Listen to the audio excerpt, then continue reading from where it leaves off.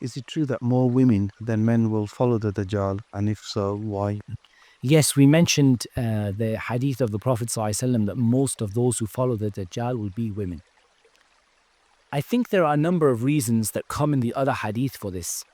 One of them is that in the hadith in which the Prophet ﷺ talks about the natural deficiencies that Allah subhanahu wa ta'ala has made as a test for some of the sisters, the fact that they have a time in the month where they don't pray, and that they need to make up for this with sadaqah.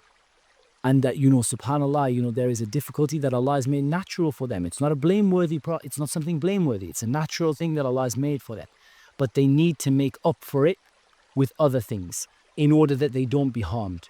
And likewise, the nature and the sort of the characteristic of the women, with regard to the tongue, with regard to backbiting and slandering, these are things which again lead people into falling into these kind of fitan, falling into these kind of trials and tribulations. So I think it's very, very significant that, that there are certain sins that women are predisposed towards, like backbiting and like, gossip and slander.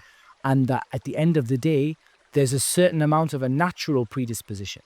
And so it's not a criticism of women. It's not for us to say that this is that women are bad or that women are less in that regard. But it's simply something they need to be aware of so that they can combat it by giving sadaqah, by being careful about what they say, by being, practicing and by sticking to Islam. But if you look at the hadith that talks about being saved by the Dajjal, they talk about both men and women being saved who believe. So the issue is regarding, certain sins that the women do and certain deficiencies that Allah has put in them. The third issue is the easiness with which the hearts of the women are attached to, emotional issues. I think one of the Arabic poets, he said that indeed their hearts are quick to lean. Their hearts move quickly to a person. They become attached to a person very easily and very quickly. And people sort of having a following around a person and having a big, sort of effort made around a person and people's hearts, they go towards them. And this is something which a person has to try to avoid. They have to try to keep their heart, in check, and not to simply sort of fall for every guy that they see, or to fall for every sort of new sort of celebrity or every new sort of person they hear about, because this is from the inclination that will lead to following the Dajjal. So there is a certain predisposition with the heart, that the heart is the heart of the woman is easier to sort of be attached to things and to be attached to emotional things and people, seeing your mum and dad alive that you thought were dead and other things like that.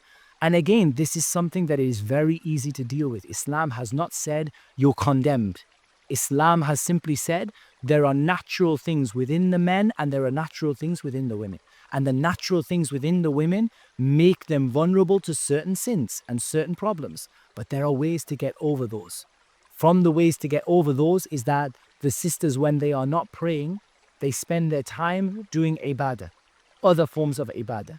And they won't be able to replace the prayer. But they don't make that a time where they don't pray, they don't do dhikr, they don't remember Allah, they don't teach anyone, they don't learn anything. This is not the right way. But they fill that time with things which ibadat, which are beneficial. Like the dhikr of Allah, like teaching, like reading, like studying, even if they can't perform the prayer.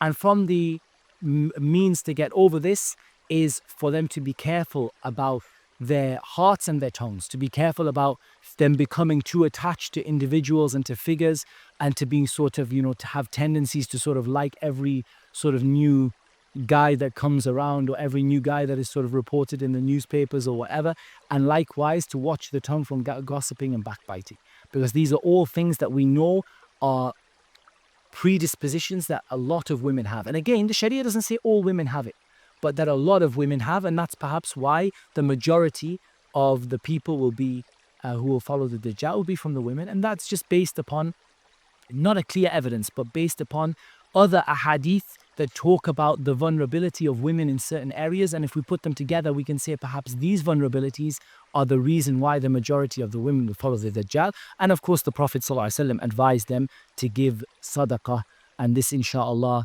is a means for them to make up for some, or to be able to save themselves from some of the natural vulnerabilities that Allah subhanahu wa ta'ala has put into them.